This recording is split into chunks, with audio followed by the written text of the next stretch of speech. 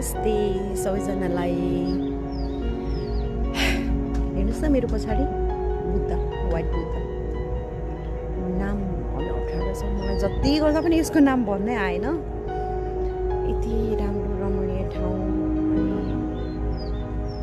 सबै कुरा बिर्सिने र बिर्साउने खालको ठाउँ के हो।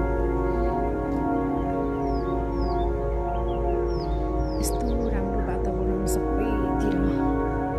म अझ नजिकबाट तपाईँहरूलाई देखाउन लान खोज्दैछु। यहाँ गर्मी, एकदम गर्मी हो भने हावा पनि आउँछ, तर म मोटी छु नि त, त्यसैले पसिना धेरै आउने।